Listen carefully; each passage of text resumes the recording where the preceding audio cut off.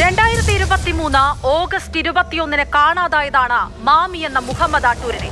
3 ആണ്ടിനോടടുക്കുമ്പോഴും തിരോധാന case file അതേപടി അനക്കമില്ലാതിരിക്കുകയാണ്.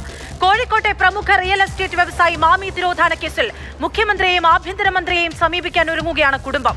അന്വേഷണം കൂടുതൽ ഊർജിതമാക്കണമെന്ന് ആവശ്യപ്പെട്ടാണ് കുടുംബത്തിന്റെയും ആക്ഷൻ കമ്മിറ്റിയുടെയും നീക്കം. ക്രൈംബ്രാഞ്ച് സംഘത്തിനും ഉത്തരം കണ്ടെത്താനാകാതെ ദുരൂഹമായി തുടരുന്നു ഇപ്പോഴും മാമി തിരോധാന കേസ്.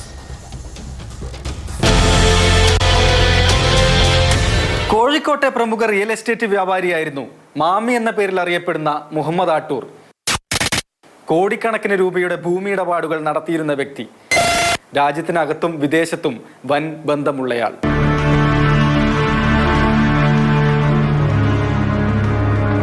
അങ്ങനെ ഒരാളെ കാണാതായിട്ട് 3 വർഷത്തിലേക്ക് അടുക്കുകയാണ്. കൃത്യം പറഞ്ഞാൽ 2023 ഓഗസ്റ്റ് 21 മാമിയെ കാണാതായത്. മാമിയുടെ മൊബൈൽ ഫോൺ ടവർ ലൊക്കേഷൻ അവസാനമായി അന്വേഷണ സംഘത്തിന് ലഭിച്ചത് തലക്കുളത്തൂർ ഭാഗത്തു നിന്നാണ്. ആദ്യം കേസ് അന്വേഷിച്ചത് നടക്കാവ് പോലീസ്. കേസ് അന്വേഷണത്തിന്റെ പ്രാഥമിക ഘട്ടത്തിൽ ഗുരുതര പിഴവുകൾ വരുത്തിയതായി പിന്നീട് കണ്ടെത്തി. മാമി അവസാനമായി സഞ്ചരിച്ച വഴികളിലെ CCTV ദൃശ്യങ്ങൾ സമയബന്ധിതമായി ശേഖരിക്കുന്നതിലും വീഴ്ചയെന്നാണ് പിന്നീടുണ്ടായ അന്വേഷണങ്ങളിലെ കണ്ടെത്തൽ.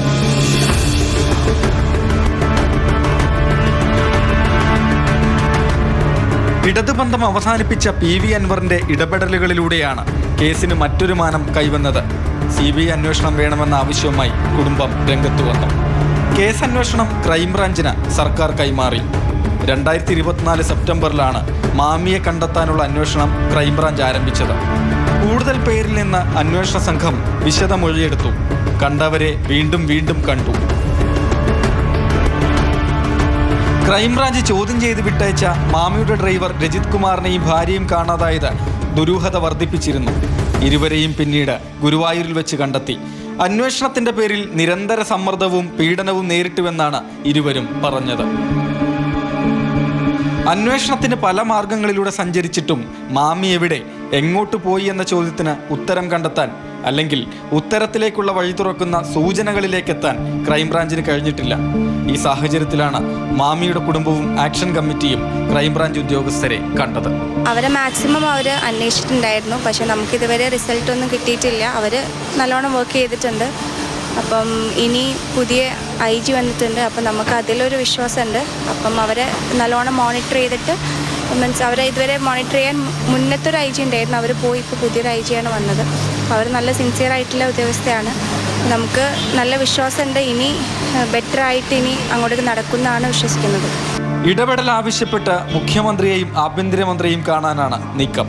അപ്പോൾ അദ്ദേഹത്തിൻ്റെ അടുത്ത ദിവസം തന്നെ കുടുംബവും ആക്ഷൻ കമ്മിറ്റിയും പോകുന്നുണ്ട്. അതിൻ്റെ കൂടെ തന്നെ ആഭ്യന്തരമന്ത്രിയെയും അതുപോലെ തന്നെ ഇതുമായിട്ട് ബന്ധപ്പെട്ടുള്ള പോലീസ് ഉദ്യോഗസ്ഥരെയും ഞങ്ങൾ കാണാൻ ശ്രമിക്കുന്നുണ്ട്.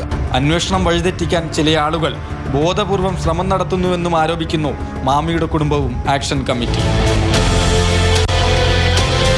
ദുരൂഹമായ തിരോധാന കേസുകളിൽ ഒന്നായി തുടരുകയാണ് മാമി കേസ്.